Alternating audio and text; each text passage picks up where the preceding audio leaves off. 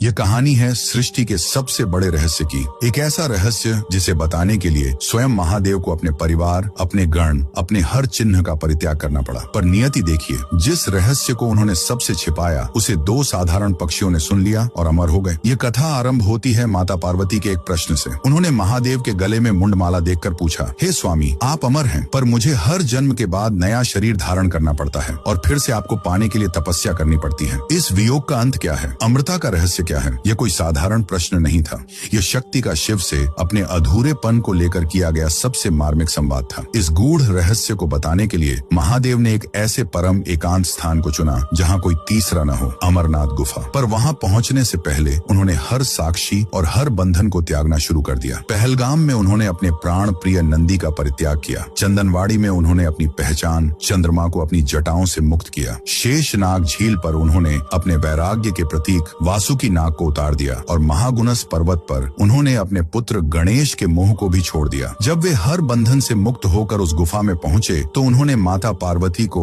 वह अमर कथा सुनानी आरंभ की। ये ज्ञान इतना गहरा और ब्रह्मांडीय था कि उसे साधारण चेतना से सुनना असंभव था। कथा सुनते सुनते माता पार्वती का सचेत मन शांत हो गया और वे योग निद्रा में लीन हो गईं। यह कोई साधारण नींद नहीं बल्कि एक गहरी ध्यान समाधि थी। पर महादेव को कथा के हर चरण पर हूं की ध्वनि सुनाई देती रही। उन्हें लगा कि पार्वती ही सुन रही हैं। वास्तव में उस गुफा में कबूतर के 2 अंडे रखे थे। कथा की दिव्य ऊर्जा और मंत्र ध्वनि से वे अंडे समय से पहले ही फूट गए और उनसे एक कबूतर का जोड़ा निकल आया। ये वही पक्षी थे जो उस ब्रह्मांडीय सत्य को पी रहे थे और सहमति में हूं का स्वर भर रहे थे। जब कथा समाप्त हुई और महादेव ने देखा कि पार्वती तो योग निद्रा में है तो वे क्रोधित हो उठे। तो किसने मेरे इस परम रहस्य को भंग किया? उनकी दृष्टि उन नवजात कबूतरों पर पड़ी जो अमर कथा के तेज से अमर हो चुके थे। सृष्टि का संतुलन बिगड़ चुका था। इस भूल को सुधारने के लिए महादेव ने अपना त्रिशूल उठाया, पर वे रुक गए। उन्होंने सोचा, जिस कथा ने इन्हें अमर बनाया वह मेरे ही शब्द हैं। यदि मैं इन्हें मारता हूँ तो मैं अपने ही वचन, अपनी ही अमर कथा को झूठा सिद्ध कर दूंगा। महादेव का प्रलयंकारी क्रोध उनकी परम करुणा के आगे झुक गया। उन्होंने उन कबूतरों को जीवन दान दिया और वरदान दिया कि वे युगों युगों तक इस गुफा में शिव और शक्ति के शाश्वत प्रेम और उस अमर कथा के जीवंत साक्षी बनकर निवास करेंगे। उस अमरनाथ महादेव के सम्मान में जिनकी करुणा उनके नियमों से भी बढ़ी है, कमेंट्स में जय बाबा अमरनाथ अवश्य लिखें।